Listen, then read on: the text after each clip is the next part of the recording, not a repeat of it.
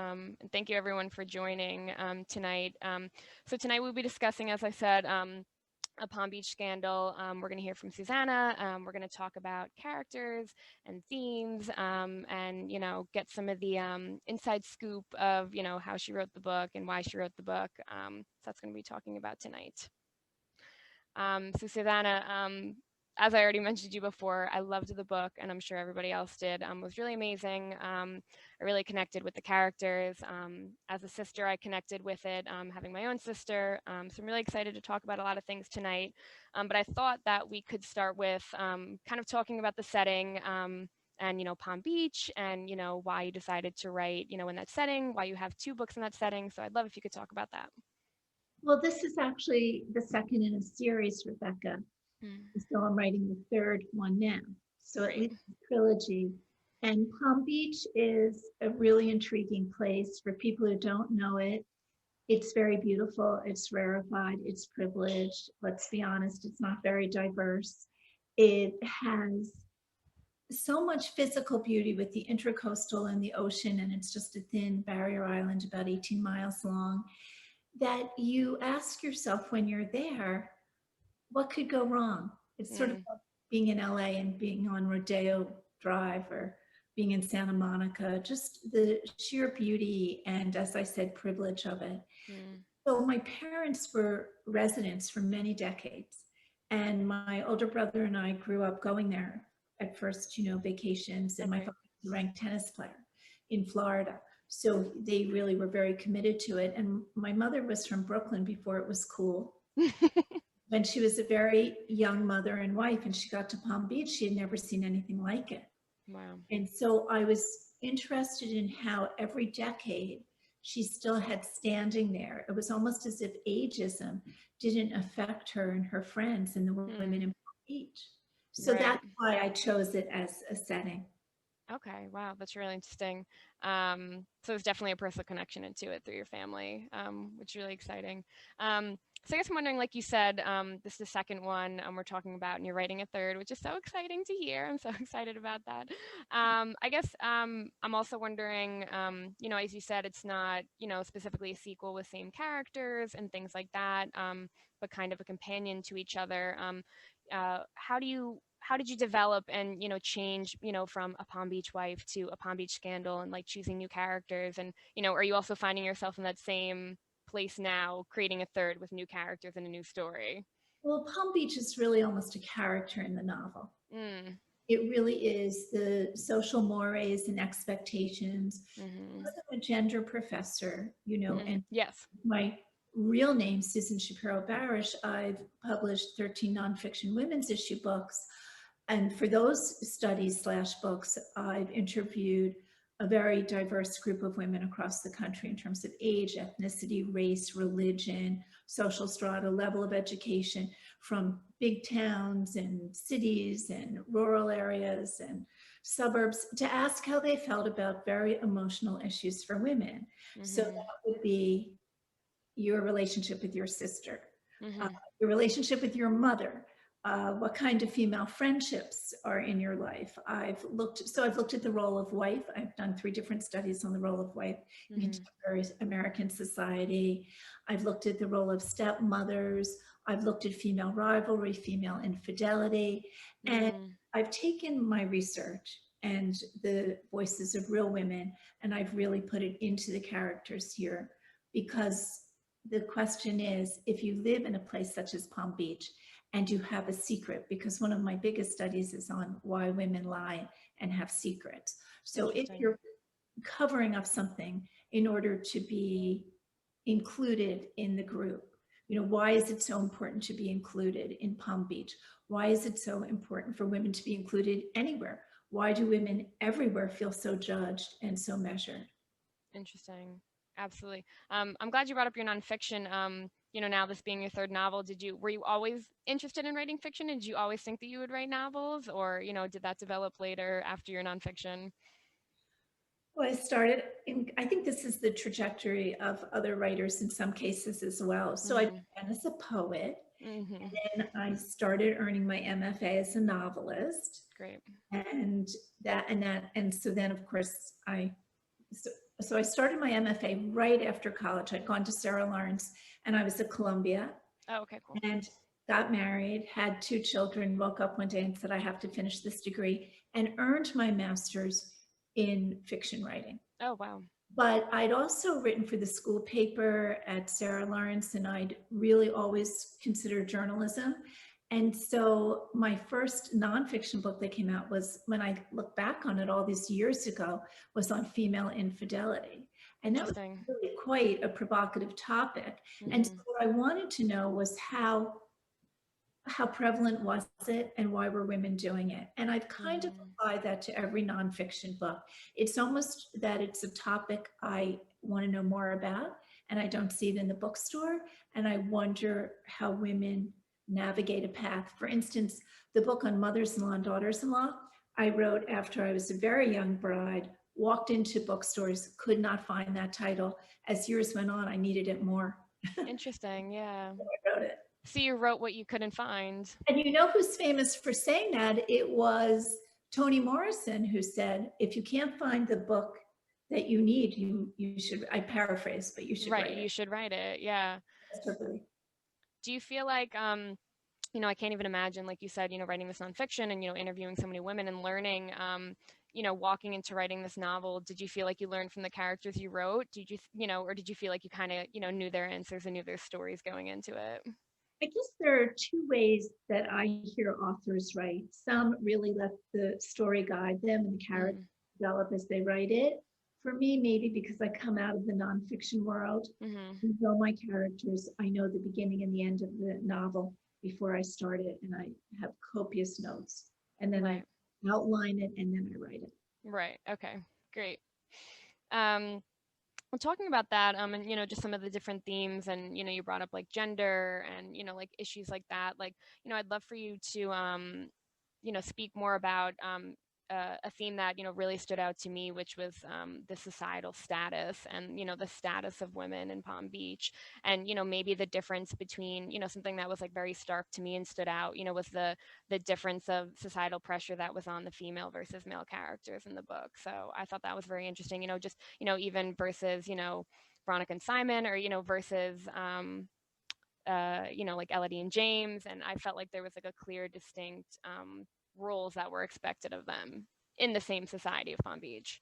That's right. I think it is a very gendered society, but Hmm. most of the world is, as we know. Right.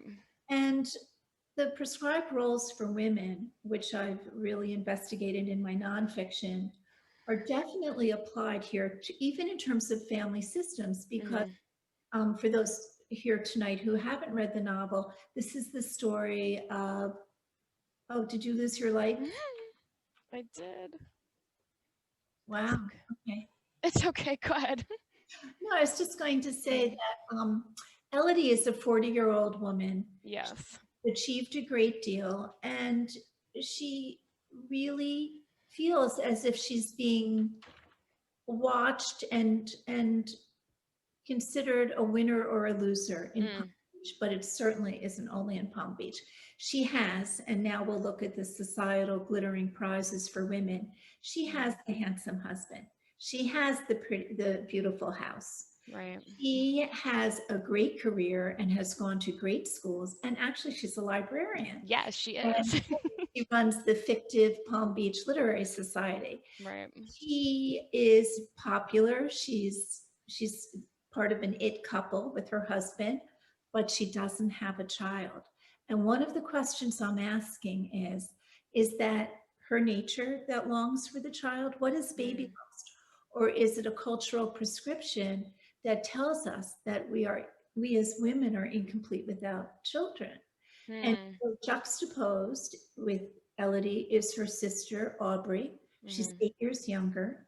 She has not been pushed by her parents as much, not as much has been expected of her, because in family systems, parents often push the first child and get all the achievement that they hope for, and then, Hmm. relax a little. But Right. what's interesting about Elodie compared to Aubrey is that Elodie feels she's incomplete. Aubrey is not married, is not Hmm. considering marriage, Hmm. and is not longing for a child, and she feels very complete. Right. which is like interesting. I found really interesting, if you talk about kind of like nature versus nurture, and just talking about sort of like that, society and bringing, and being brought up in it. Like in my head, I'm thinking like they're brought up in like the same circle, right? Like they have the same parents. They're brought up in like and Aubrey doesn't live in Palm Beach anymore, but they were sort of nurtured in that same environment, and to come out like having so many different like worldviews and views about themselves as women, I think. And that's really what I'm looking for, is how distinctive are we? How much Mm, are we in it together, and how much are we individuals? And of course, I'm interested in the sister relationship. I had done a study early in my career on sisters, and I found it just really fascinating.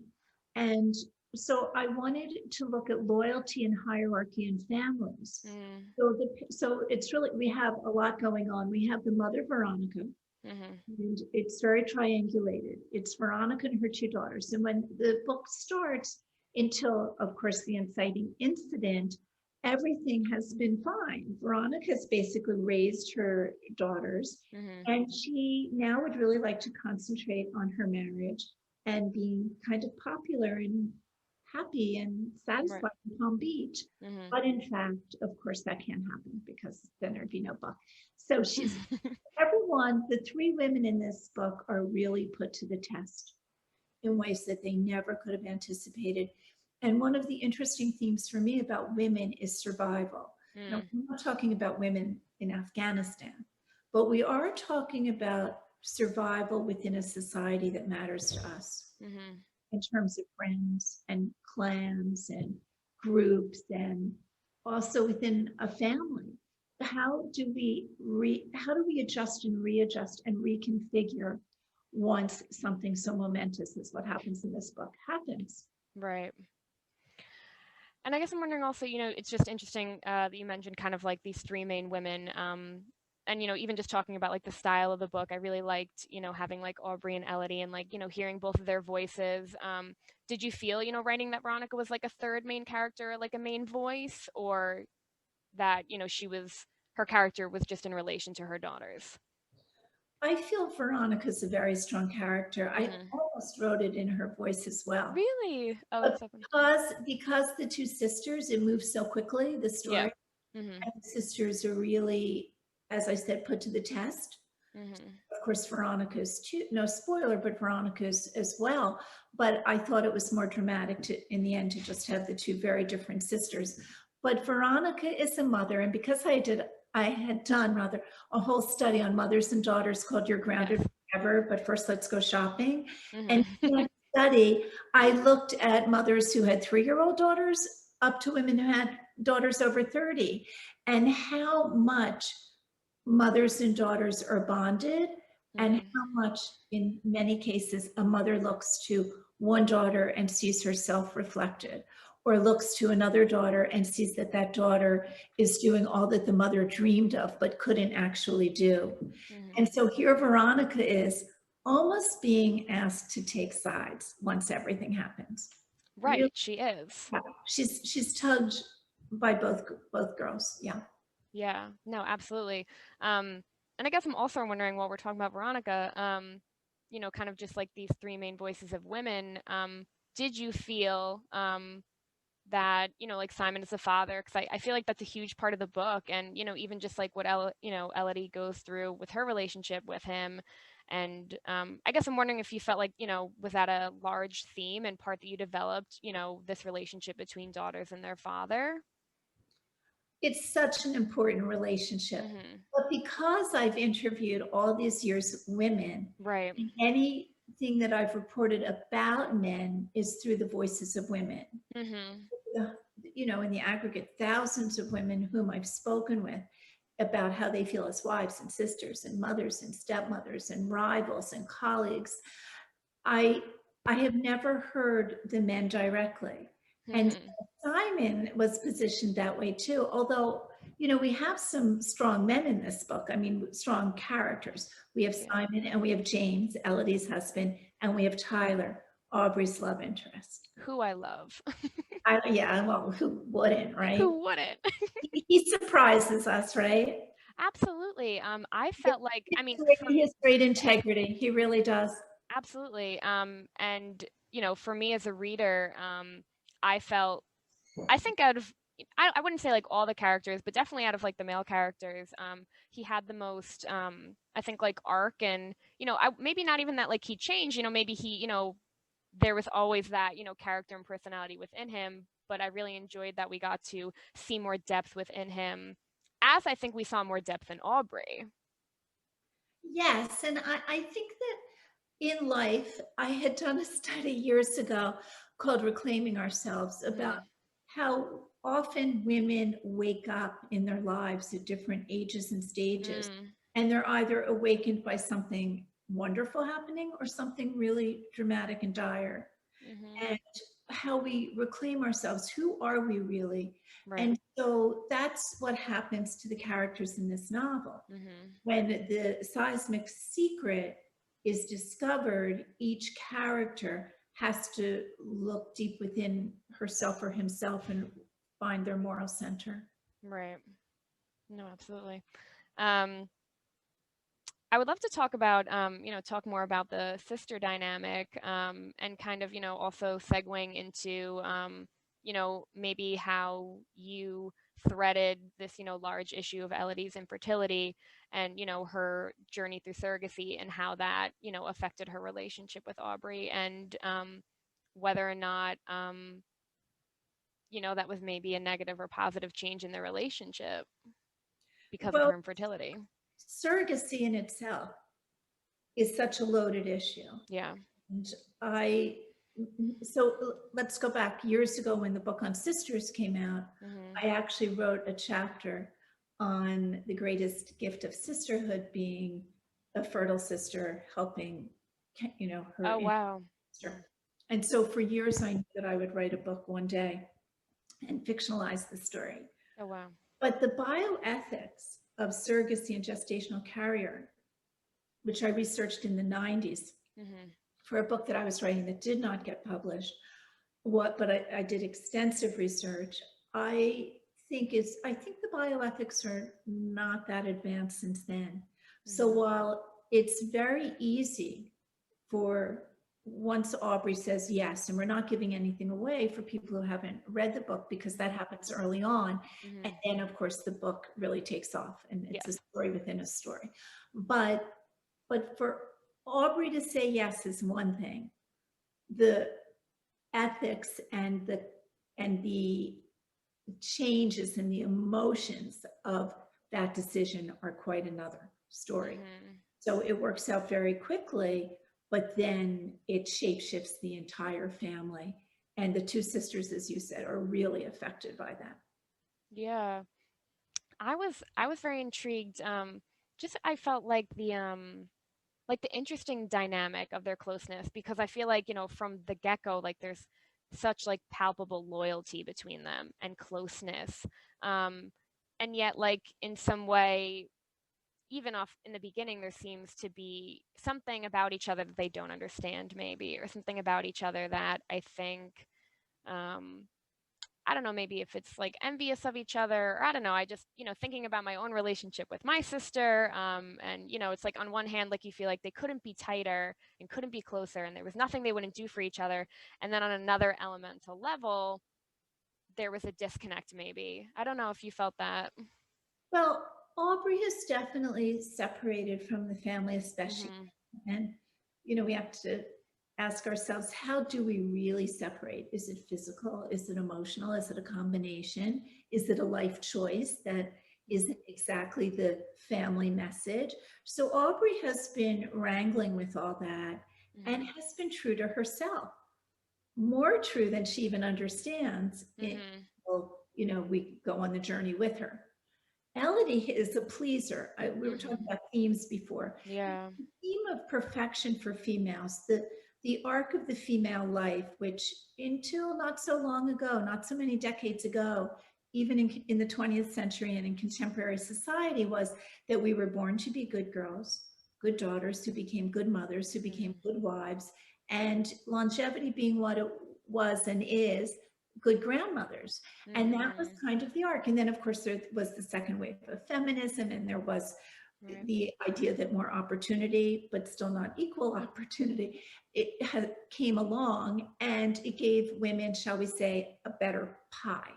Mm-hmm. But the pie of life still had very distinctive expectations for women. Mm-hmm. And so one of the questions I'm asking in this book is, where is Elodie's happiness in being the pleaser and the good girl and striving for perfection, and at what price? And for her mother, who has really looked at perfection as an answer. If Mm-hmm. she's just the ideal wife, what are the dangerous elements of that?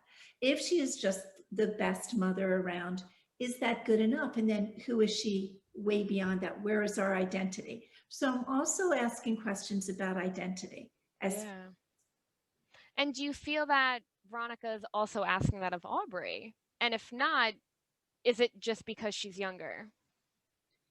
well, Aubrey herself says that, all she ever had to do was drive north from South Beach and show up for dinner. That was the big ask, right? Right. Exactly. Sometimes I've found in my interviews that women are really happy with less drama and less expectation, and Right. just finding their own way to feel protected and to survive. And Mm-hmm. so Aubrey's really found her own way, and then this happens. And as I said, it just changes everything. Yeah.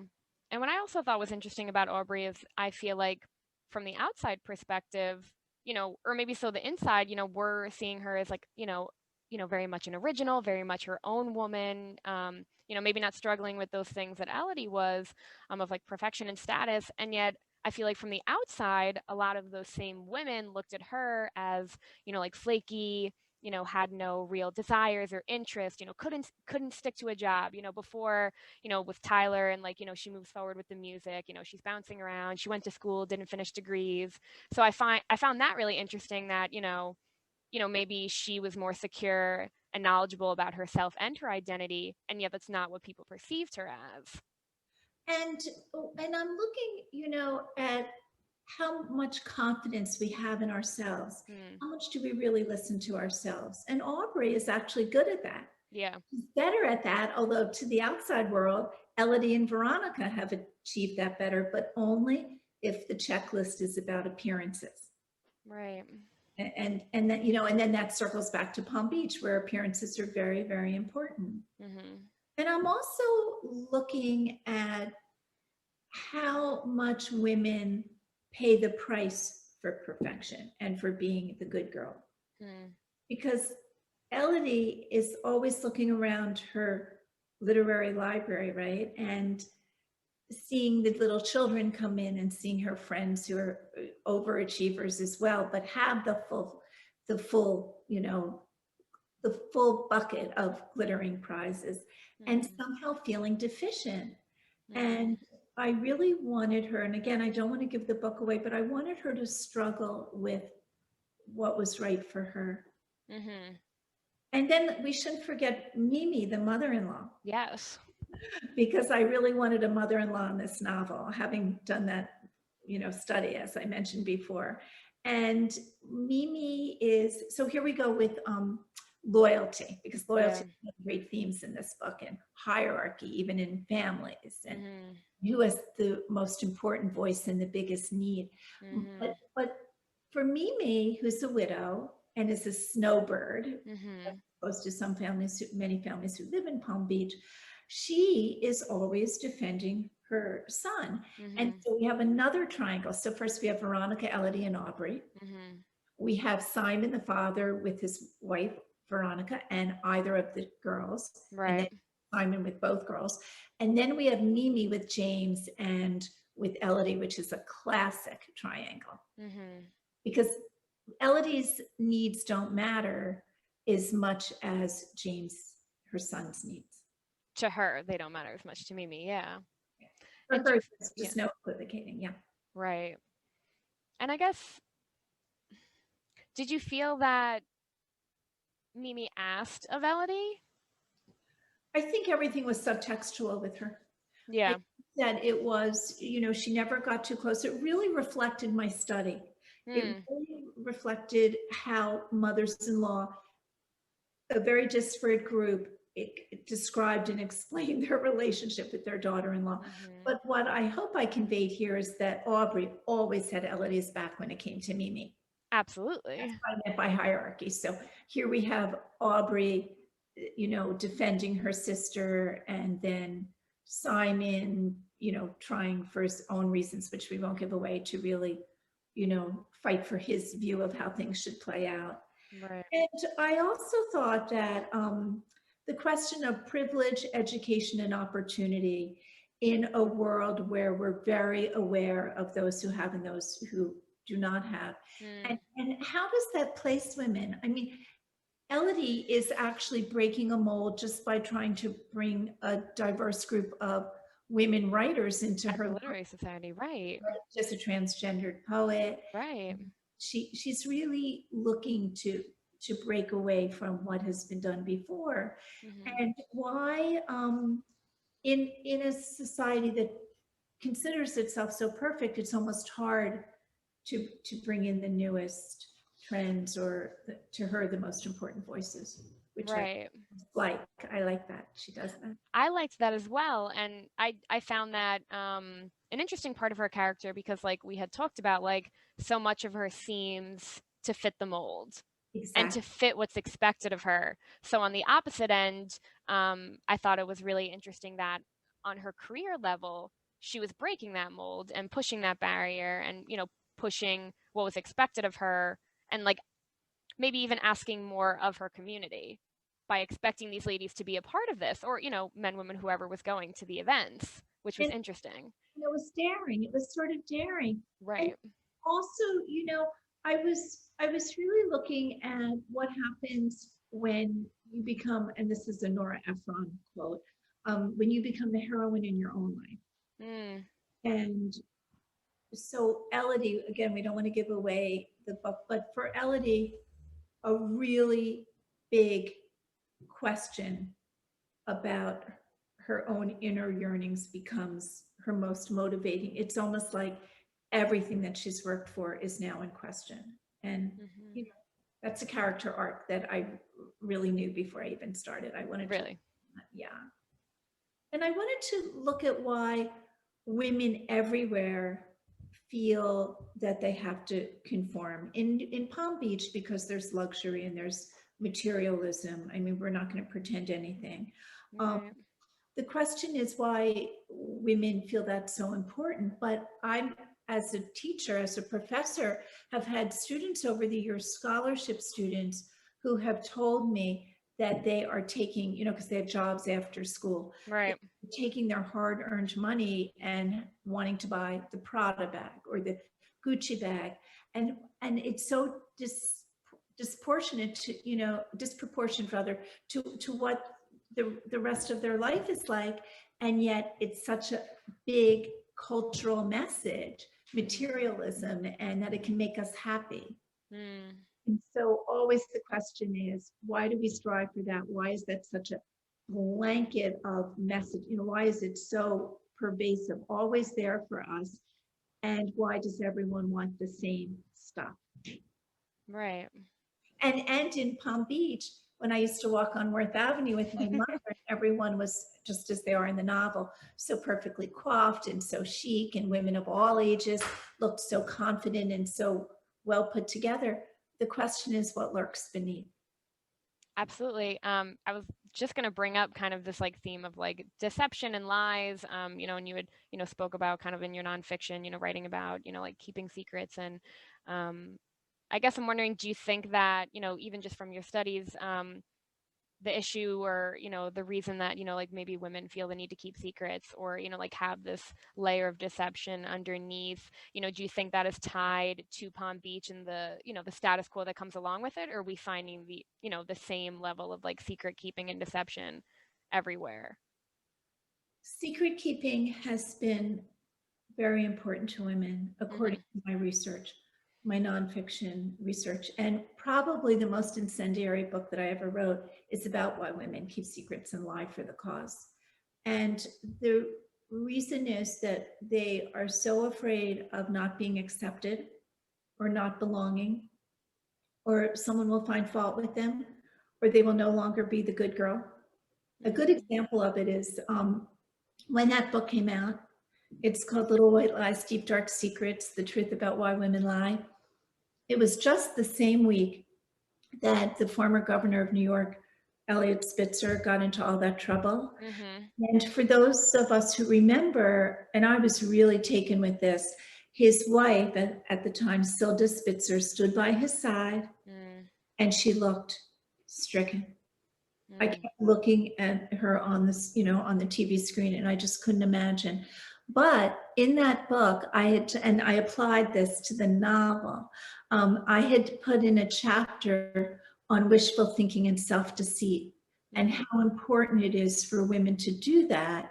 And so I went on a slew of TV shows, like 13 in 1 week, where I kept being asked, well, what about Silda Spitzer? And I kept saying, I don't know Silda Spitzer.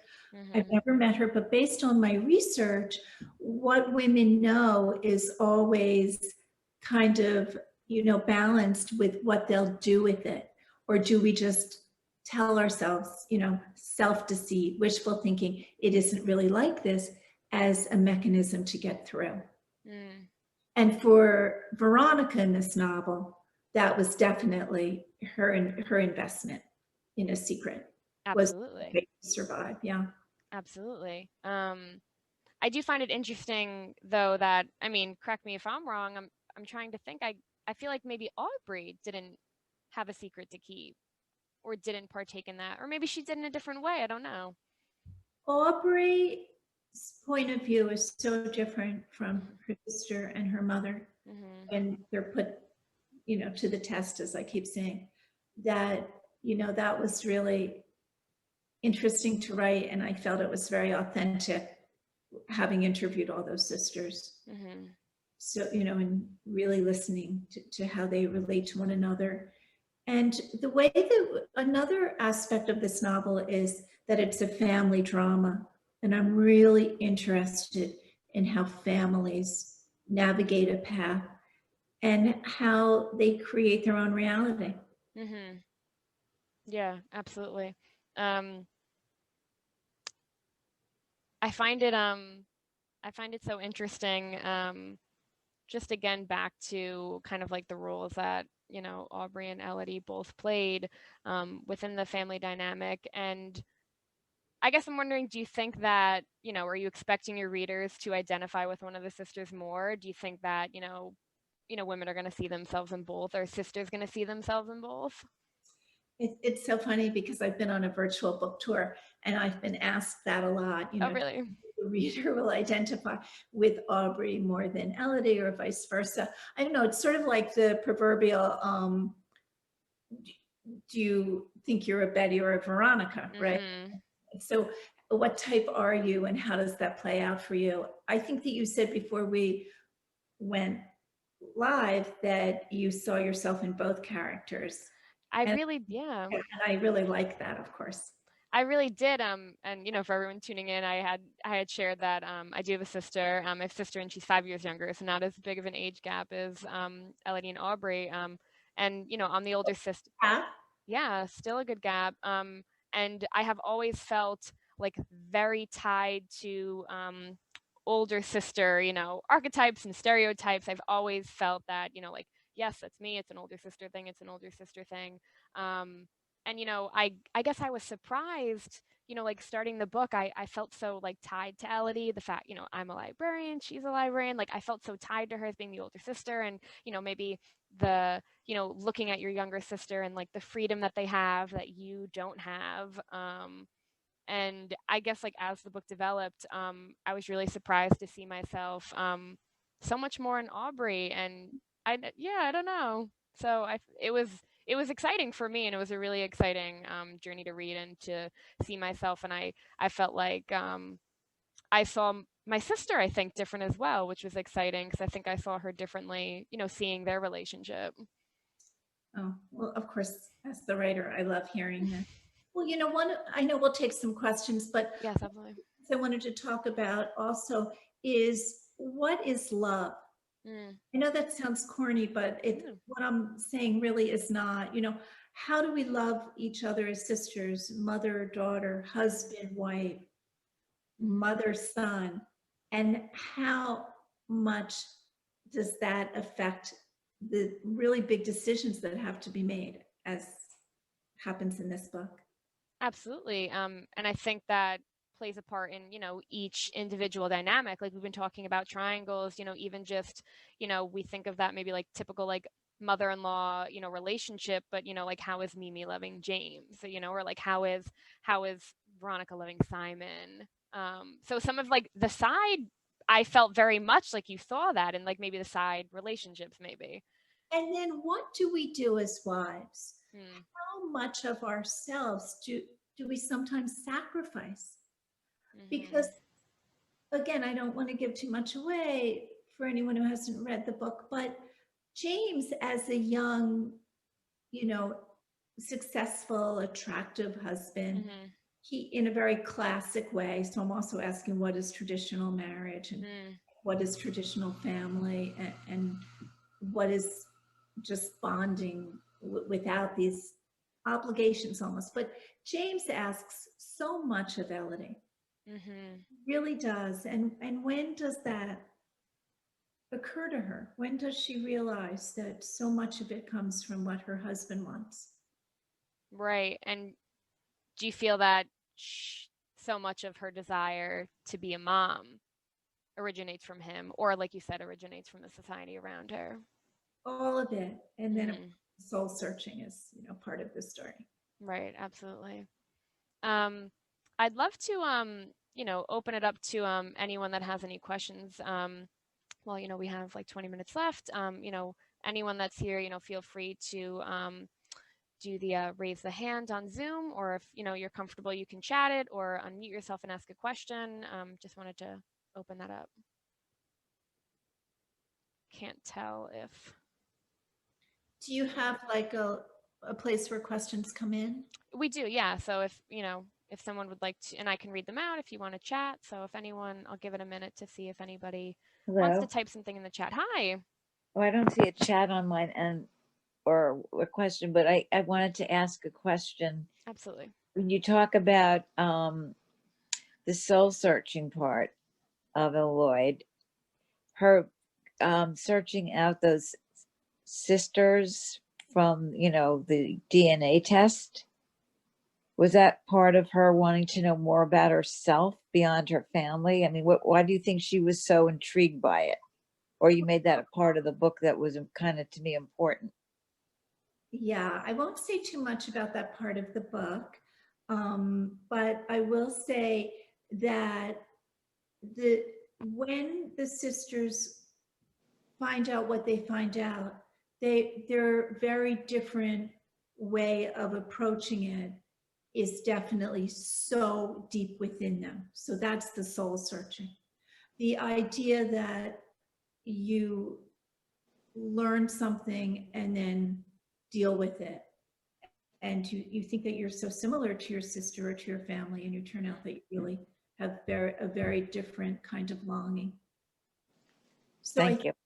yeah, I think that inner yearning is so particularly unique to us. Can't be predicted. Because she seemed very, obsessed at one point with it to me. She is, again, I can't say too I much. know. I'm sorry.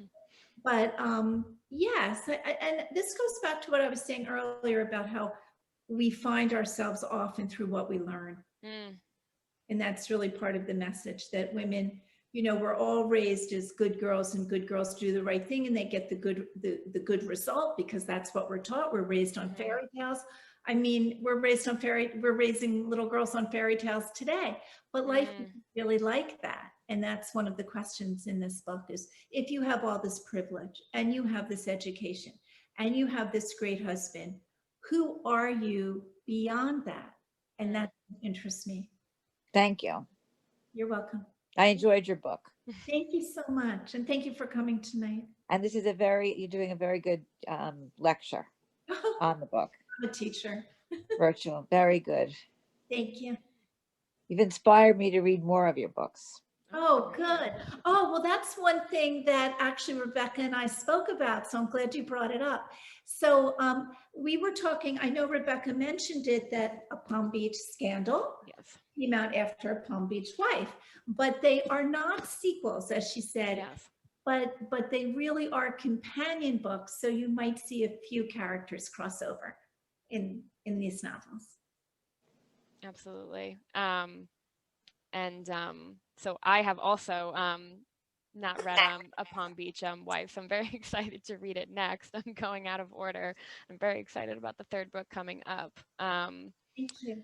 Thank you so much for your question. Was there anyone else that wanted to put a question in the chat or raise their hand on Zoom?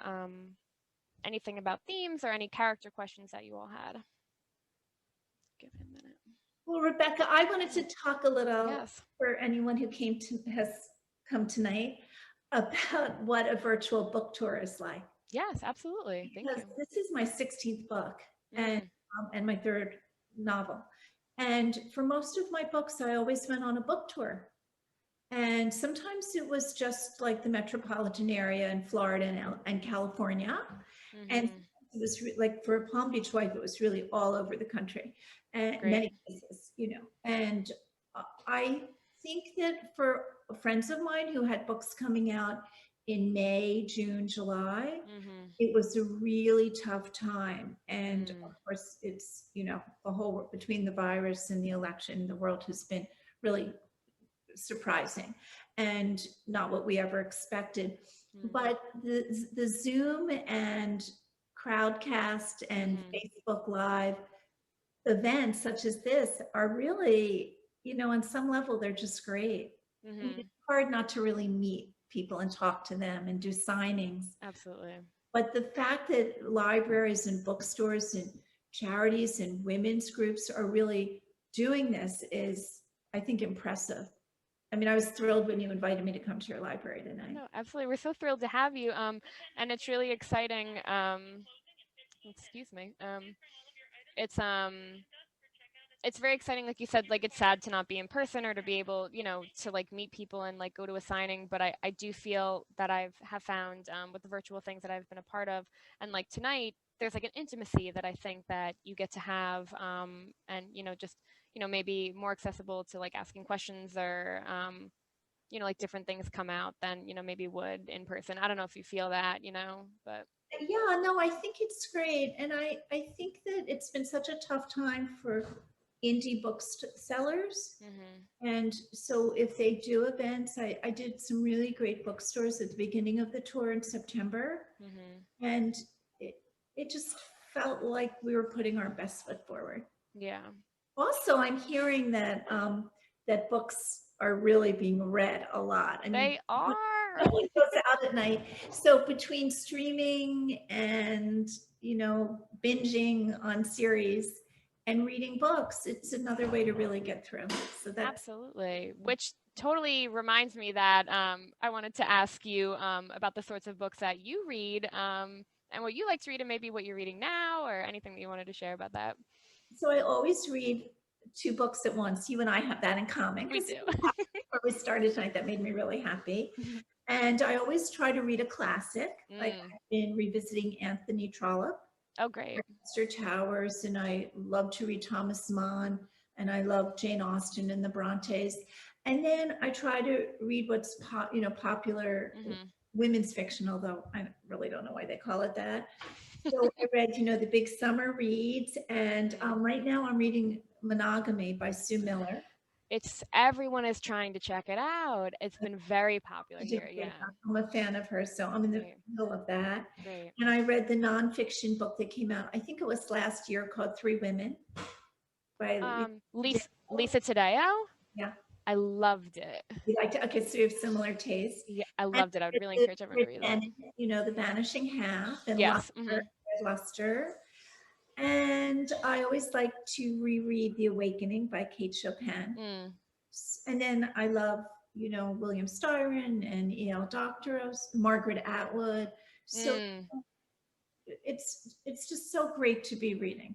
Yeah, absolutely. I think it's so funny that you try to read a classic and then a non-classic, because I've always done that as well. That's Um, so funny. Yeah. yeah, Jane Austen's my favorite. So I feel like I'm always, what were you gonna say? Sometimes, authors say, because I've gone to so many lectures by other authors, I love Mm. to do that. And sometimes they'll say, look, I can't read someone else while I'm writing. Hmm. Influenced or I don't have time, but I feel it's separate and I feel like I just could not skip reading others Skip it. Right. Yeah. about it.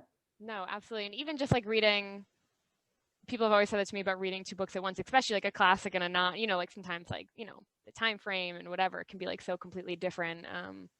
But I feel like they're completely separate and it's really But nice to read them both. books really transport us, and Yeah. it's good news that that reading is on the rise and people are really reading now. Absolutely. And I think something so powerful about a story. And even just like you brought up like family drama and something, I think it's, you know, I felt really connected to your book. Just it felt very much like personal, and then also very I could escape in it. Like it was such a good read, and I felt like I was so transported in the story and so consumed with like Palm Beach society, something that I've never felt the need to be consumed with before. Um, but also, like I had, mentioned, being very, seeing my relationship with my sister in a different light, seeing my relationship with my mom and relationship with friends and just like other women in my life. So I thought that was something really special about your book, that I could totally escape in a fun story, but also like, feeling that it was very personal. So, Thank you very much. of course. Um, I did want to, if we have no questions right now, I did want to ask about, we've been very shush about the ending and we won't give it away to anyone that hasn't read, but I did want to talk about the idea that you have surprises at the end, and why you have surprise endings. Yeah, all my fiction does, Right. and people have commented on how I do that and on the ambiguous ending. I think it's really important for these stories that they're left that way because it reflects how real life is for us as women. Hmm. We don't, and I had mentioned it before, we don't really know the end despite the best efforts and all of our endeavors. Hmm. It's what life is like. And I feel particularly for women that the good girl in us really puts her best foot forward, and we have been told that the reward is there if we're good and honest and hardworking. And surely it's not always the case, that life has lots of surprises and that we cannot really control that much of it. And Mm-hmm. it's not just the ending, but what we do with it. Hmm. So are you expecting readers to come away with their own conclusions, or you would hope for them to, I guess? I would hope for them to. And, Yeah. and again, with the Palm Beach wife as well, in my first novel, Mm-hmm. Between the Tides, I Mm-hmm. heard from a lot of people about the surprise ending. And Mm. I leave it also to the reader's interpretation because I happen to like that. Mm-hmm. Readers to be involved enough and to just feel that they can interpret it as well. Absolutely. I, before reading this, wasn't expecting a surprise ending. And I'm getting closer to the end of the book and I was like, am I gonna find out? And was surprised that I was surprised at the end. But I love an open-ended ending as well. And I thought it was exciting. It's like you finished a book, but it wasn't finished because now I'm thinking about it and, I'm thinking about, what happened to the characters and what I imagine them to, and I'm finding myself imagining what I wish they would would be choosing, which I think is exciting, and it's just another level I think that readers can relate to the characters because they're Thank imagining themselves in the those own places, and what would I do instead of just hearing what they did. Right, and that really is intentional, and that's what I'm asking. What would you do, and what really happened here? Hmm. No, absolutely. um just checking to see if we have any questions. Open it up again if anyone wanted to ask any questions of Susannah, as we have a couple minutes left. See if we have anything. Is there any other questions? So I wanted to say one thing about Of course. the biggest news of all, of course, that we have a female vice president, and Yes, we do. it's so, to me, so wonderful and so promising, Mm, and makes me think and believe that women can achieve so much. mm-hmm. And I was thinking about it in terms of this novel actually today. Really. And I was thinking about how not always, but sometimes it just, for all the hard work, and I believe women work very hard to get, Mm, they want to be. I think that we're getting there now. I think that the mm, agency of women, which is one of the most important topics to me, mm-hmm. really, it's happening. Absolutely. I'm very excited about it. Very excited about those same feelings. And that immediately makes me think of the way that, tying it back to the book, the way that I had felt about Aubrey, actually. And just the way, I guess, specifically in her relation to her career. And something that, like, I felt. Just like I felt like was a really important theme to be able to read as a woman was to see this female character that so many people looked at as, I think, trivial, and like maybe looked at as like flaky, and like didn't expect maybe a lot out of her regardless of her status, and to really, with maybe not even realizing it, paving a path for herself, with her own career, and without even maybe Tyler's help, like choosing all these female bands and like pushing that forward, and like, creating more agency for other women in her life. But I guess the same for Elodie, and like, seeking out different types of women, diverse women, to put them on the platform at the Literary Society. So I thought that was like, it was really exciting for me, as a young woman to, see these other, female characters, not only I think advocating for themselves as females in their workplace, but to be advocating for other women as well in the workplace. Yes, and to have a voice. It's Yes. the most important thing. And I've just been thinking about it a lot after, the weekends, the big news of the weekend, just what it takes to really own it as a woman, to own Mm-hmm. your choices, to own your ambition, to own your own dreams. Mm-hmm. Not be told, not be given the societal script, but to go beyond it. Right. And to not only recognize your identity, but to like stand in it, and, to have confidence in, who you decide you are outside of all of that.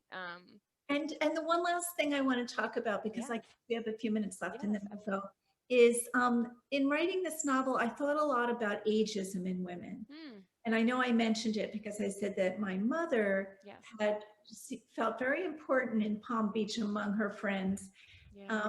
in a way that I don't see everywhere. I mean, I think that there has been so much invisibility for women as they get older, and it's Mm, been painful to watch, and it's it makes them feel as if in some cases, as if they don't have as many options as or choices.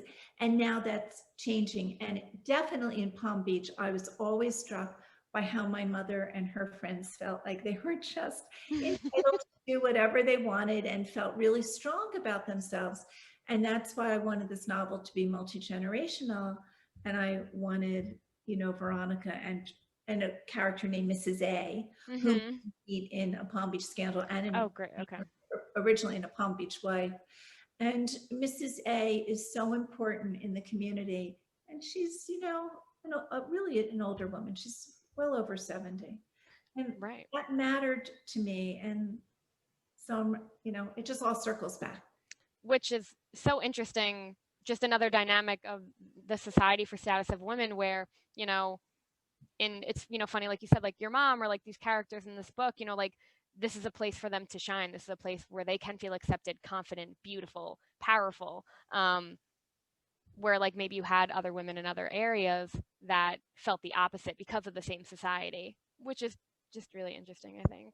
Right. So on that note, once we have equal pay for equal work, perfect. Everyone think we're perfect. We all feel the same. Right. Because Okay. in Palm Beach, I researched it before I wrote both novels. And it's really interesting. There's what we would call in socio speak a lot of pink collar work, or women who aren't working and really depending in a capitalistic society on their husbands. So I really research for that. And on the island in particular, not West Palm, not Jupiter, not, you know, not the environs, but in Palm Beach, where there's so much money, there's often a man who earns the money, makes the money. And, you know, what does that do? And again, goes back to women in agency. Absolutely. Wow. You know, as we have just a minute or two wrapping up, I just wanted to thank you so much, Susannah, for joining us. It has been such a pleasure. It was a pleasure for me to be able to, you know, talk to you about themes and just feeling like I'm having a personal conversation, and, you know, giving us insights about not only, you know, a Palm Beach scandal, but just your work and research on gender studies and women has been really insightful and really special. So thank you so much for joining us. Thank you for having me. Of course. And I want to thank everyone for coming to our program tonight, and to remind everybody that you can always find a Palm Beach Wife and Palm Beach Scandal at libraries. So be checking those out. Also be looking at your local bookstores and supporting your local businesses. And I hope everyone here feels as encouraged to pursue Susannah's nonfiction as well, because I will be doing that. So again, thank you so much for coming, Susannah, and thank you everyone for joining us. Have a lovely night. Thank you. Good night. Thank you. Good night. Thank you everyone for joining. Goodbye. Good night. Bye. Thanks.